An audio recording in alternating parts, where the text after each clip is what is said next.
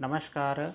आज हम पढ़ेंगे कक्षा 8 गणित की प्रश्नावली 11.1 के प्रश्न संख्या 6 को। चलिए आज की क्लास को स्टार्ट करते हैं। उससे पहले आप इस वीडियो को लाइक, चैनल को सब्सक्राइब जरूर करिएगा। तो देखिएगा प्रश्न संख्या 6 में कहा जा रहा, एक जहाज़ के मॉडल में उसका मस्तूल 9 सेंटीमीटर ऊंचा है, जबकि वास्तविक जहाज़ का मस्तूल 12 मीटर ऊंचा है। यदि जहाज़ की लंबाई 28 मीटर है तो उसके मॉडल की लंबाई कितनी होगी। देखिएगा साथियों, यह प्रश्न आपके बहुत ही ज़्यादा सरल है। सबसे पहले आपको प्रश्न समझ में आना चाहिए कि प्रश्न में आपको दिया क्या है और निकालना क्या है। यदि आपको प्रश्न समझ में आ गया ना, फिर आप इस प्रश्न को चुटकियों में सोल्व कर लोगे।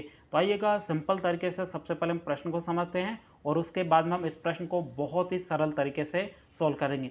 अब देखिएगा प्रश्न के अंदर आपके जहाज़ की बात की जा रही, यहाँ पे आपको जहाज़ का चित्र भी दिया गया है। अब जहाज़ दो प्रकार के बताए गए, एक तो आपके मॉडल जहाज़ है और दूसरा आपके वास्तविक जहाज़ है। तो यहाँ पे लिख देते हैं मॉडल, और दूसरा जहाज है वो आपके कैसा है, वास्तविक। अब ये मॉडल जहाज का मतलब क्या होता है, यानी वास्तविक जो सच में जो आपके जहाज होता है वो, और मॉडल मतलब उसका चित्र। यदि वास्तविक जहाज छोटा है तो मॉडल भी छोटा बनेगा, यदि वास्तविक जहाज बड़ा है तो उसका मॉडल भी चित्र, मॉडल में चित्र बनाओगे वो भी क्या बनेगा, बड़ा चित्र बनेगा। तो यहाँ से आपको पता चल रहा है यदि वास्तविक जहाज बढ़ रहा है तो उसका मॉडल का जहाज का चित्र भी बढ़ रहा है। तो यहाँ पे आपको पता चल रहा है दोनों राशियाँ एक दूसरे पर निर्भर है। यदि ये राशि बढ़ रही है तो ये भी आपके चित्र बढ़ेगा। तो यहाँ पे आपकी विधि लगती है, उस विधि का नाम है प्रत्यक्ष विधि। अब ये पूरा प्रश्न आपके कौन सी विधि से सोल्व होगा, प्रत्यक्ष विधि से। अब प्रत्यक्ष विधि का आपको सूत्र पता है, प्रत्यक्ष विधि का जो अनुपात का सूत्र होता है क्या होता है, x1/y1 बराबर x2/y2 होता है। तो आइए सिंपल तरीके से सबसे पहले यहाँ पे आपके दो चीजें,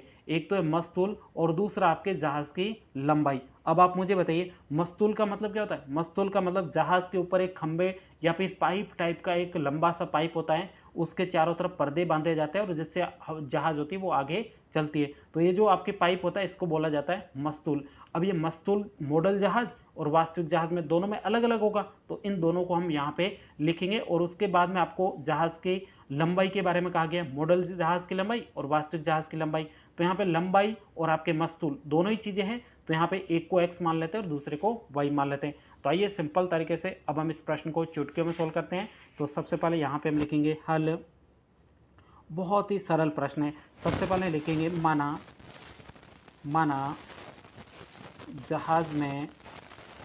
जहाज में मस्तूल की ऊंचाई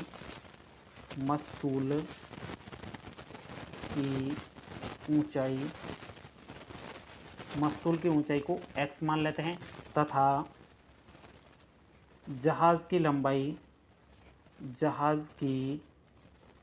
लंबाई बराबर जहाज की लंबाई को हम y मान लेते हैं। अब ध्यान से देखो, सबसे पहले हम लिखेंगे अब यहाँ पे लिखेंगे मॉडल जहाज। कौन सा जहाज है, मॉडल जहाज। अब मॉडल जहाज में आपको x1/y1 का मान निकालना है। अब x1 क्या है, x का मतलब होता है आपके मस्तूल की ऊंचाई। अब आप मुझे बताइए मॉडल जहाज में मस्तूल की ऊंचाई कितनी है, 9 सेंटीमीटर। तो यहाँ पे लिख देंगे 9। उसके बाद में y1 क्या है, y का मतलब होता है आपके जहाज की लंबाई। अब आप मुझे बताइए मॉडल जहाज है उसकी लंबाई कितनी, क्योंकि यहाँ पे मॉडल ले रहे हैं तो हम मॉडल जहाज की लंबाई। तो यहाँ पे आपको मॉडल जहाज की लंबाई कितनी है ये तो आपको प्रश्न में पूछा गया है, तो इसकी जगह y1 की जगह y1 ही रहने देंगे। उसके बाद में आपको दूसरा क्या निकलना है, वास्तविक जहाज। तो यहाँ पे लिखेंगे वास्तविक जहाज। और वास्तविक जहाज में आपको क्या निकालना है, वास्तविक जहाज में आपको x2/y2 का मान निकालना है। अब आप मुझे बताइए x का मतलब क्या होता है, x का मतलब होता है मस्तूल की ऊंचाई। अब आप वास्तविक जहाज में मस्तूल की ऊंचाई कितनी है, तो यहाँ पे देखो प्रश्न के अंदर दिया गया वास्तविक जहाज का मस्तूल कितना मीटर ऊंचा है, 12 मीटर ऊंचा है। तो यहाँ पे लिख देंगे 12। उसके बाद में y2 का मतलब क्या होता है, जहाज की लंबाई। अब आप मुझे बताइए वास्तविक जहाज की लंबाई कितनी है, तो यहाँ पे आपको कहा जा रहा है जहाज की लंबाई, ये ही आपकी क्या है, वास्तविक जहाज की लंबाई कितनी है, 28 मीटर। तो यहाँ पे लिख देंगे 28 मीटर। अब ध्यान से देखो साथियों, यहाँ पे आपको पता चल गया ये प्रश्न कौन सी विधि से सोल्व होगा, प्रत्यक्ष विधि से। तो हम लिखेंगे प्रश्नानुसार। बहुत आसान प्रश्न है, प्रश्नानुसार यानी प्रश्न के अंदर जैसा दिया गया है उसके अनुसार सोल्व करेंगे। तो प्रश्नानुसार विधि कौन सी लगेगी, x1/y1 बराबर x2/y2 हो जाएगा। अब सिंपल तरीके से यहाँ पे आपको इन दोनों को मानों को बराबर करके सीधा आपके मॉडल जहाज की लंबाई निकल जाएगी। अब आप मुझे बताइए x1 का मान कितना है, ये रहा आपके कितना है 9/y1। तो यहाँ पे 9/y1 हो जाएगा, बराबर करना है x2 बटे y2। x2 बटे y2 का मान ये रहा 12/28, तो हम लिखेंगे 12/28 हो जाएगा। अब सिंपल तरीके से इसको सॉल्व करते हैं। ये सॉल्व कैसे होगा, तो यहाँ पे लिखेंगे वज्र गुणा करने पर,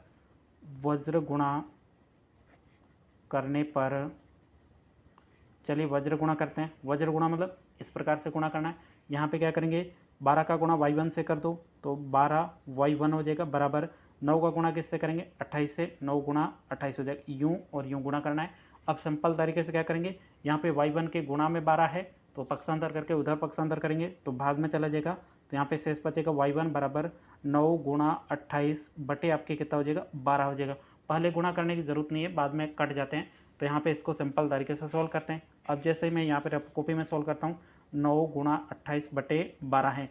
अब देखो 3 का भाग इसमें जाएगा 3 बार, 3 का भाग इसमें जाएगा 4 बार। अब देखो 4 का भाग 28 में कितने बार जाएगा, 7 बार। अब ऊपर शेष क्या बचा, 3 गुणा 7, तो यहाँ पे लिख देंगे y1 बराबर 3 गुणा आपके 7 बचा है। 3 का गुणा 7 से करो कितना हो जाएगा, 7 या 21 हो जाएगा। तो यहाँ पे जो आपके y1 क्या था, y1 का मान है वो आपके है, यहाँ पे जो मॉडल जहाज़ है उसकी लंबाई कितनी आई आपके यहाँ पे 21 सेंटीमीटर प्राप्त हुई है। तो यहाँ पे लिखेंगे अतः मॉडल जहाज़ की